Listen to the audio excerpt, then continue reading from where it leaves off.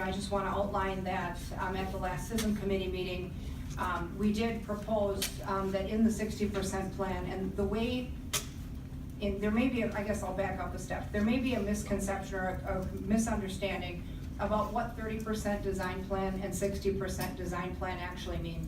And those are not percentages of project completion or a quantity towards completion like we would understand normal completion percentages. They're engineering terms, and what it emphasizes is a level of detail in a drawing or a sketch.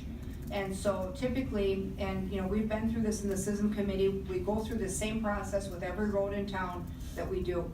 And so what 30% means is it is 30%, it's essentially a 30% rendering that sort of lays out your north-south boundary and identifies potential acquisitions or projects that may be in the path, or homes that may be in the path. The 60% process is not 60% closer to the road. It's not 60% closer to completion of execution. It's a deeper, more magnified look at the same project area. And so much like a zoom lens on your camera, that's the only way I could think of to explain it in CISM, is if you look at a project from 10,000 feet, and then you zoom that lens in to 5,000, and then you zoom it in to 2,000. The closer you look, the more you can see. And so a 60% design plan is exactly that. It's a closer, more detailed look at a project area. And CISM, I voted against this. I still, for a variety of different reasons. One is that I think that we're still ready not to move on. I think that some of the questions raised by the citizens this evening, one was the soil samples. I think that is yet to happen.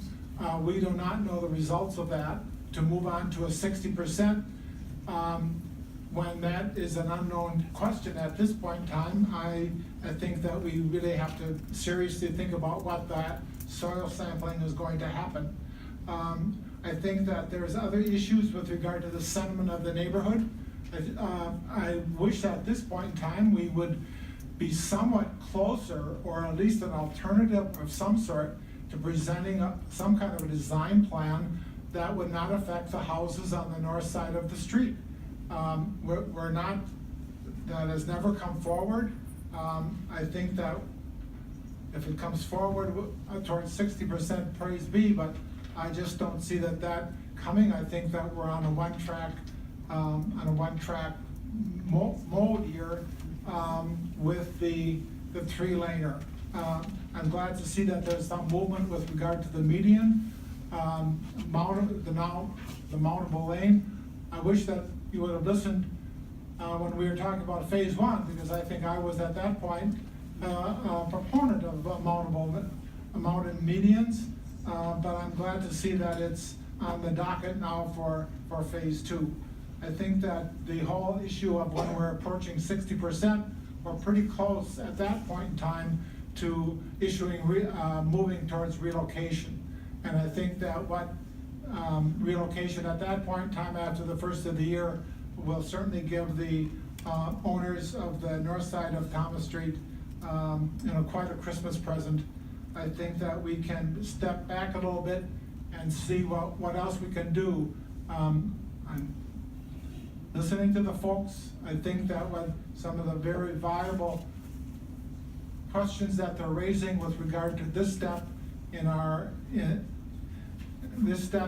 the process of phase two of Thomas Street, and I'm a little hesitant to move forward at this point in time. This is a difficult situation. We're involving possibly having people lose their homes, whether they're renters or owners is immaterial. They'll still be relocated.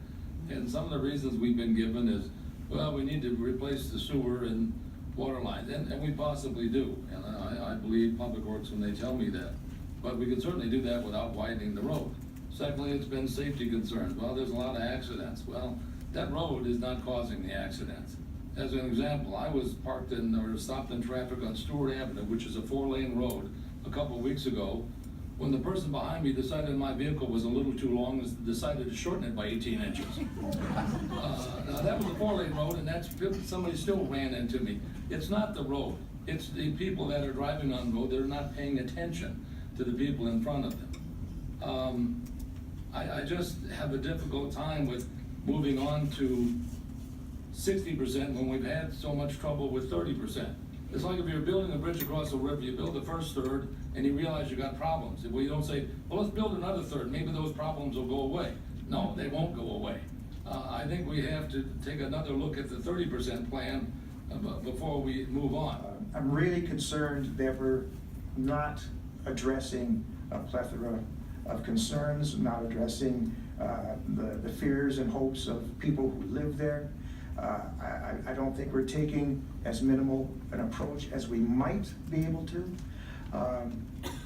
It just seems like there's things that we can still be looking at. Now, is that at a 30% level or a 60% level? To me, that's one or the other is fine. I don't care about the percentage of what we call this step. But what I'm concerned about is the specificity of what it is that design is going to incorporate. Right now, I have no feeling of confidence that as minimal and least impactful on the neighborhood design as possible is going to be reflected. And the desires of people here in this room and people that live there are going to be reflected in that 60% design. I think what's more going to be reflected is the opinions of, again, the experts, the people on staff, engineers, that sort of thing. But I could look at other big streets in our town.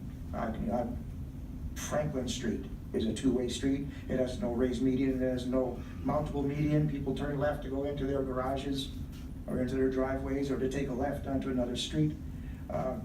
There's, maybe they have an accident every now and then, but it's a very well-traveled street. Maybe it doesn't have the numbers that this does, but what we're also talking about is a stretch of road that is going right straight onto a two-lane bridge, which really mitigates any kind of, huge traffic flow. It all comes down to that two-lane bridge. It's going to be there for 35 years more before it's maybe ever anything other than a two-lane bridge.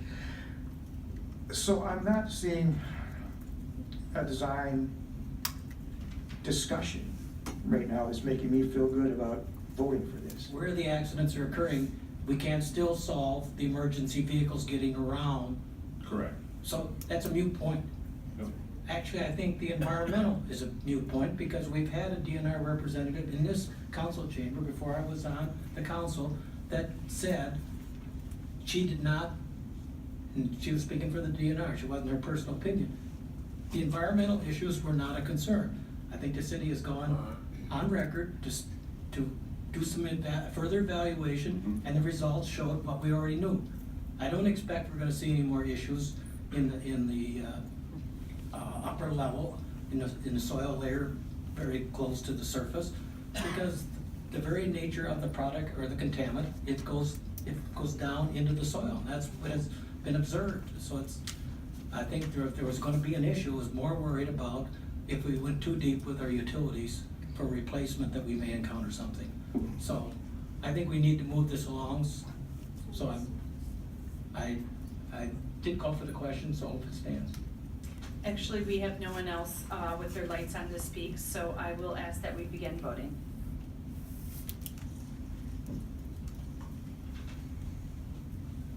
That motion has passed 7-4.